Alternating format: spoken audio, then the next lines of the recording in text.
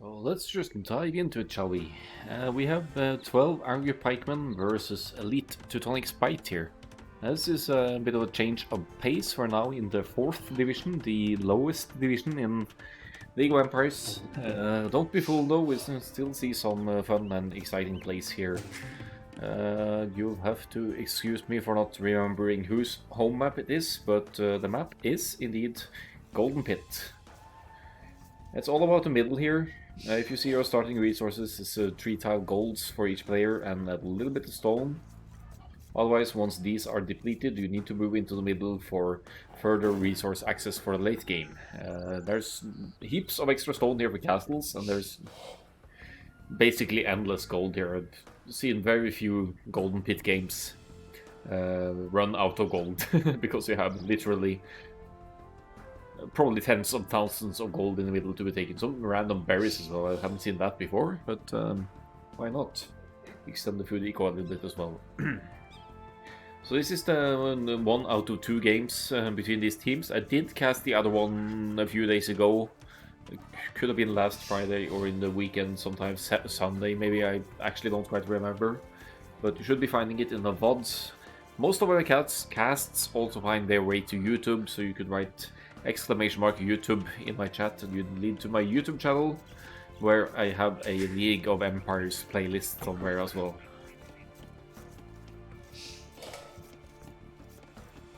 But let's begin introducing the teams here. We have Shenry here with the Teuton's Pocket for Golden Pit.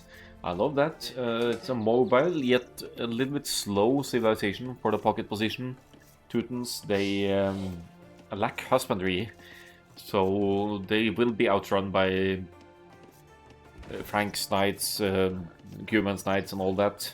The civilization's with faster moving knights line units, but aside from that, a very strong civilization.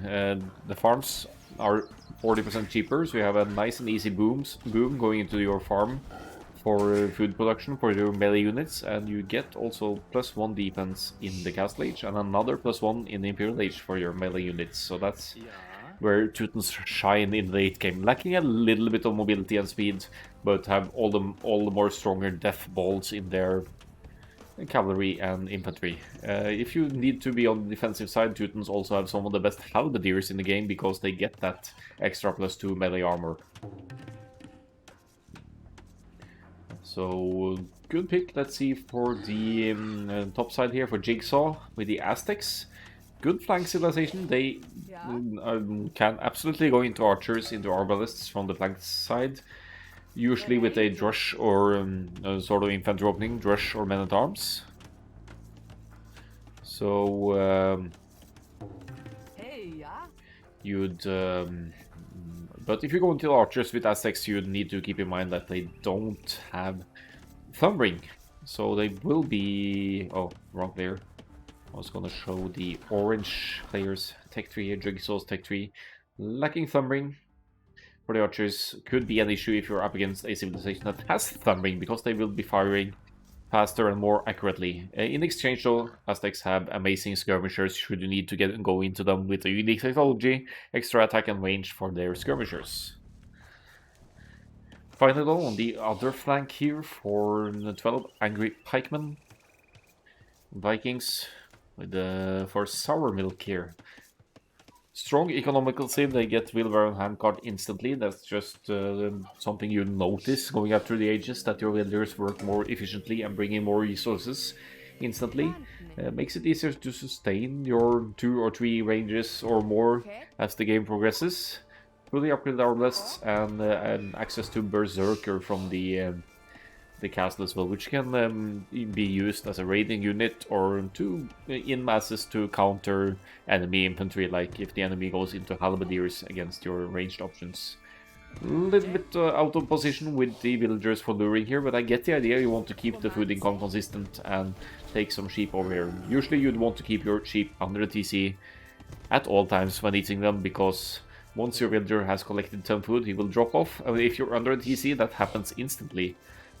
Whereas if you're out of position like this, he has to walk to the middle, drop it off, and walk back. A little bit inefficient, but at least the food is being eaten, so that's not going to waste. We don't like wasting food. Now let's see what the other team brings to the field here. That would be Elite Teutonic Spite with their pocket being Persians. I love that pick for Golden Pit as well. You have a great boom with your TC starting to work faster from the Feudal Age onwards. Quite a bit of idle time that needs to be sorted here now though, SSIB, so wake up and smell the coffee. There we go. Going to grab some sheep, and this guy just refuses to work. He's gonna go mine gold instead. I don't want to be a butcher. Persians, access to both fully upgraded camels and fully upgraded paladins in the Imperial Age. In the event of, if you're in a pinch, you could go for the so-called trash bows with Persians as well, with an upgrade from the castle, allowing you to create crossbows only costing wood. Hello, Halberdier Henry. Thanks for stopping by. We're in Division 4, indeed. We'll be casting another set after this one as well. Yeah, just look to the caster announcement channel. But Persians will mainly be playing the cavalry role here, I believe, in this setup. Ideally getting to fully upgraded paladin for the late game. On their right hand flank, you have Turk's flank, which is a bit surprising, as the flank sides usually want to go for the archers play. Then again, you have Turks with the Scouts line units getting 1 extra pierce armor starting from the very beginning of the game. So if Maypo here is subject to archers forward from the Vikings in the Feudal Age, he could actually make scouts and maybe a few skirmishers as well and sustain it nicely on his own. So not the worst call ever, but generally you see in the higher level games that they usually have a pocket with good cavalry and flanks with preferably an eco bonus and strong archers options. Finally, on the other flank for Elite Teutonic Spite here, we have Tonitrus playing as the Malians in the purple here. Going to stone already, thinking about either tower defense if needed, or maybe even the towers forward here against the Aztecs. It's peculiar. Here comes the Drush though from Jigsaw, going to take Tonitrus off berries and obstruct their progress here a little bit. 1 villager down already. Loom is in, but that's going to be the second villager down. Tonitrus with a healthy villager count going up, aiming for the straight fast castle and a castle drop here, it seems. Maybe thinking about Geppettos, who knows. However, very, very ambitious walls to the right hand side here, and will fall victim to the strong Aztecs infantry here in the men-at-arms. I think we're looking at even another dead villager here. Going to be 3 dead villagers. Disaster for Tonitrus here. Valiant fighting back, but generally speaking, you don't want to be fighting men-at-arms with villagers. But when you're in a pinch, maybe that's what you have to do. I'd rather try and pull them back towards the TC or somewhere safe. Maybe lure some of the infantry in towards the TC as they are attacking. And then once you get to the Feudal Age, you could either go into your own men-at-arms or place some strategic defensive towers or whatnot to try and keep your economy safe. There's some red movement down south as well. Bapo with the scouts though seems to have cleaned up decently here from the Vikings forward. I'm assuming those were archers, no infantry, I mean. Whether it be men-at-arms or Drush, I'm not sure, but from Sarl makes villager count, I'm assuming men-at-arms here. So lots of early action here so far. So, as said, even if it's the 4th division, there's still going to be some Feudal Age aggression and early action. We have some scouts run in here now. Shenry with the superior numbers. Turks with an extra pierce armor doesn't apply in melee combat, unfortunately. We'll have to keep an eye on the villager numbers here though, because if you see the scores here, very questionable sheep farming from Sour Milk. Yes, indeed. I did mention that some food did go to waste there.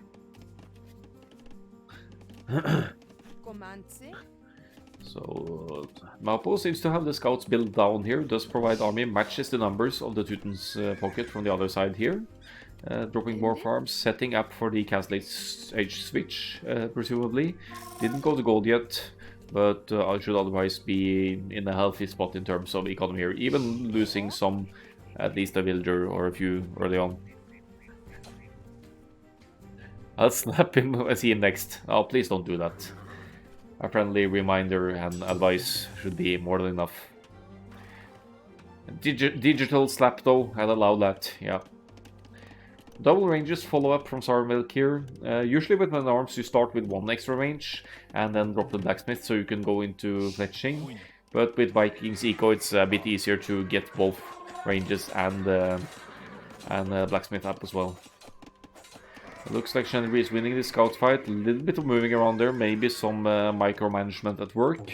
But most important thing for Mappo is keeping the aggression out. Keeps making army. That is going to delay their cast age by quite a bit. But then again, you want army on the field, especially when you're not fully walled yet. Something that seems to be in progress for Mappo here. Houses, placing foundations. Yeah, it doesn't look too bad here. 32 villagers overall. SSIB, however... Green player in the pocket here with only 23 villagers. What happened here? I see some spears on the move, so I guess Shenry has already been here with some forward maybe. Or they just had a nightmare start being idle. The villagers were idling quite a bit in Dark Age. Not a position you want to see the pocket in at 19 minutes into the game, unfortunately. But let's hope they can catch up and make use of that faster working Persian TC to get the eco rolling again and bring some knights onto the field. Wheelbarrow on the way for Shenry, looking at the food setup here. The Castle Age has been queued as well. So Shenry will be providing knights onto the field soon enough here. So much more healthy economy overall for 12 angry pikemen here. Aztec's base seems secured as well. There is a green scout in the back of the base here just lurking about. Won't really be doing much damage here. All in all, aside from Maple scouts moving forward, note that extra armor and even the Feudal Age Feudal Age armor for the scouts here. See how many TC shots and archer shots they can take here. Turk scouts cleaning up here. They are just OP in the Feudal Age these days. Can just almost run freely around the town center. Finds an opening here to send the free flow, and Maple making absolutely the correct call here to provide more army as long as the enemy is open. The spearmen are going to kill the joy a little bit here though, but doesn't change the fact that Sour Milk did take some losses here and was subject to some serious idle time and will need to clean up these scouts. Eco-wise, Sour Milk is still setting up for a more smooth Castle Age transition here though. It's just, you have to kill so much. You have to kill so much of the Vikings. If you want to... All-in scouts the correct call. I mean, it depends. Most popular answer in AoE2 ever. But as long as there is an opening, just look at how much Sour Milk is idle here now. Until Shenry can bring some knights here to help clean up, there's not much Sour Milk can do. Can't even get to the Castle Age just yet. So, but of course, behind all this, if you're going for that kind of scout investment, your Castle Age will be severely delayed. Means you have to be fully wall at home. Otherwise, Shenry is going to run in on Mapo here with 3 knights and kill off 10-15 villagers here easily. So there's a downside to going all in scouts as well.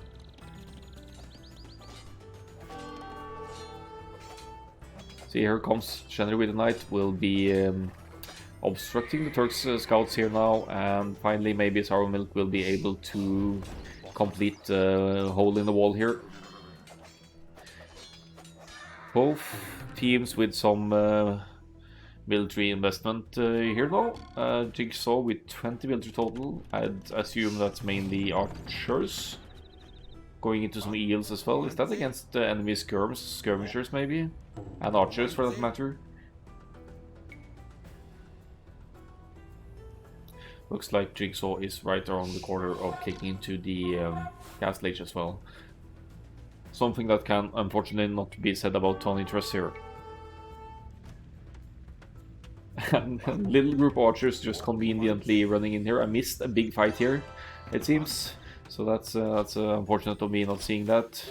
Looks like Jigsaw is completely incapacitating Tonytrus now, and then Tonytrus down to 23 villagers, has some military over here that can't really contribute, but they wouldn't contribute much anyway, lacking all of the upgrades.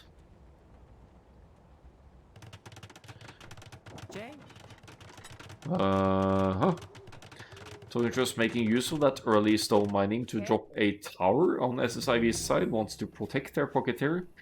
Nice and friendly effort to help out a bit there. Haven't seen that before. Aiding in what way they can with defensive towers. Look at all that stone though. They could be building a lot of towers. But for defensive towers to be really effective, you want to get to the gas stage and guard tower. Stealth archers sneaking in, yes. And Tonytrus simply deletes their feudal HTC here to rebuild inside of SSIV's base. Look at these villager counts though, it's below 30 villagers for both Tonytrus and the pocket SSIV here. On the way to the castle age, mind you, SSIV, but the food and gold situation looks decent. Maybe a bit too few farms to consistently produce at all 2 stables, but 1 stable shouldn't be any problem here to get some army out. A huge issue though being Shenry having been in the castle age for a while already, and has 14 military total to provide and to move around as needed.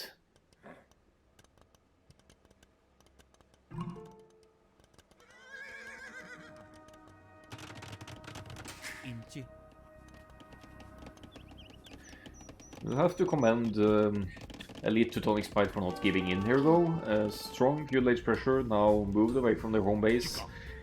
Aztecs Eagle Scouts on the field there now, but Castle Age on the way, so they will be Eagle Warriors. That should also render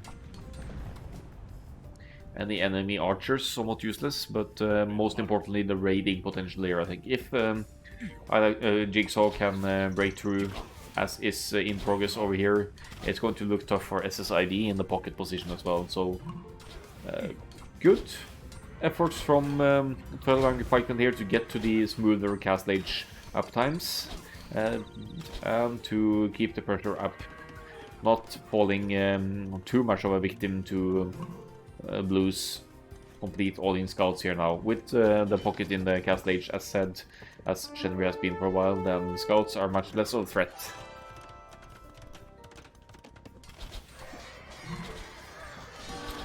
This could be a bit awkward for the I like the Jigsaw though, because if Maypaw's light cav here have upgrades, which they do, they will obviously easily challenge the feudal age archers here because they have that extra pierce armor. But in addition, if they run into Eagle Warriors, the light cav are absolutely a decent counter against Castle Age Eagle Warriors as well. But here comes Shenry with the Knights though, will be cleaning up these light cav. Maypaw now in the Castle Age going into Knights as well would probably be better off going into camels here, because camels they counter Knights better than Knights would, especially considering that Teuton's Knights get that extra melee armor. So if Maypaw's could provide Knights here, then the only threat to the camels would be the Vikings crossbows. I guess that's why they're going for Knights here, to try and deal with Sauronlik's armies here. But at some point they will need to try and help out their pocket as well, who is under serious offenses here right now. SSID with 31 villagers, but losing from army production potential here, idling quite a bit. 2 idles. Maypaw being idled as well by Sourmilk's forward here. Looks like Sourmilk is going to go for SSID as well to make sure that the Persians, armies and mobility is out of the game here. And we can see 12 Angry Pikemen taking some middle pressure here as well. Vikings Castle, a couple of TCs, and another castle here. There's no way back for Elite Teutonic Spite here, unfortunately. They are being outmatched here. Good cleanup by Maypaw, has to be said. Takes care of Sourmilk's whole military here. But still looking at the collected military counter, Shenry and Jigsaw are dominating over the enemies here.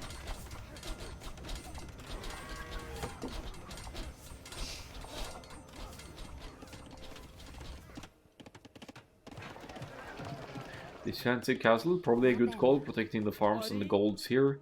But all in all, the overall numbers here, Maple with actually very healthy economy behind all of this. At least for their team, really falling behind in build numbers and military numbers to the opposing team. That's never the position you want to find yourself in, because you simply can't fight back, and the opponents never being hit at home, at least not Jigsaw and Shenry, and they will just gain larger and larger equal lead as the game moves on. Still only one town center for the Vikings here. Maple doing their best to break in and obstruct the Vikings now that they barely have any military at all. But here comes Shenry to the rescue to challenge these Turks Knights, and you'll note that +1 melee armor here. Even if Shenry had equal numbers here to Maple, Shenry would win the fight because of that extra melee armor.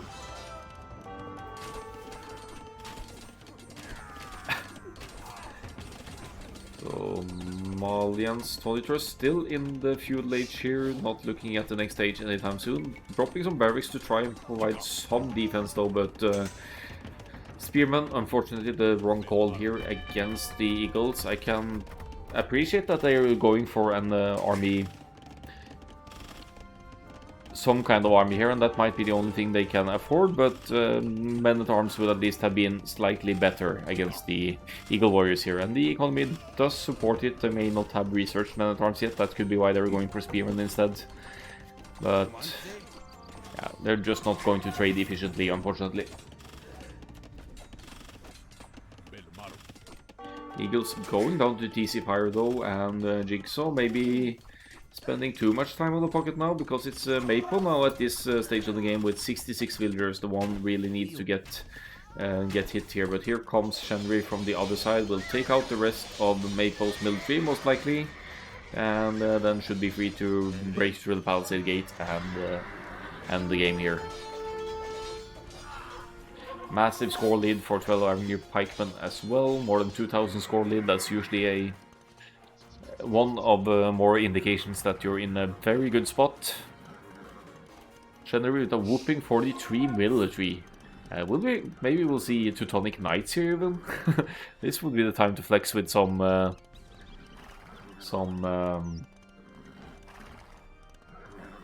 Teutonic Knights. When you have this kind of army mass and are in the winning position, why not just make that power unit as well? We have the third castle coming up for Shenry here. They're Elite Teutonic Spike. No, I mean 12 Angry Pikemen simply controlling all of the middle now. And while you could admire Elite Teutonic Spite for their resilience, this might be the moment to consider calling the GG and just let go and move on to the next one. The collected villager numbers, Tonitrus only at 18 here, 59-34. Shenry alone has more villagers than the whole opposing team together.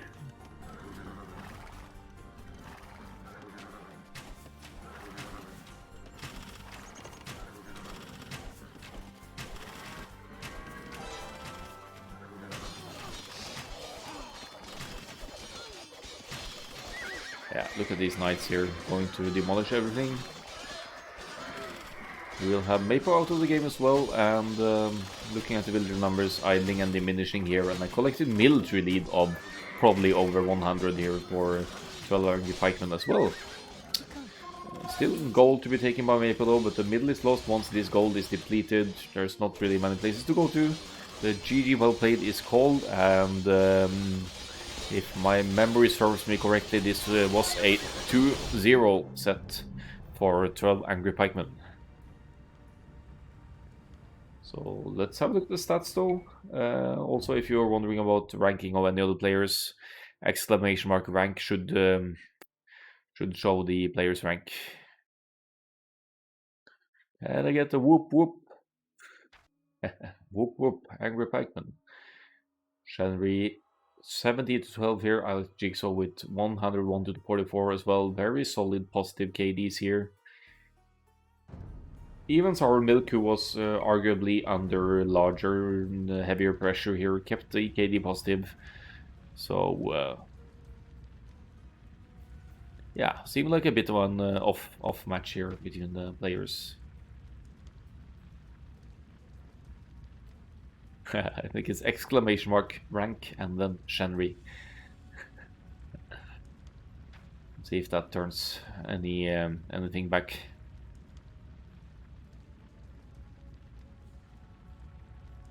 It happens. All right, 1152.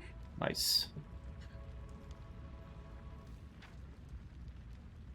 126 villagers. Great boom from the Teuton's pocket here, and also running to the places as needed. Good calls in terms of aggression.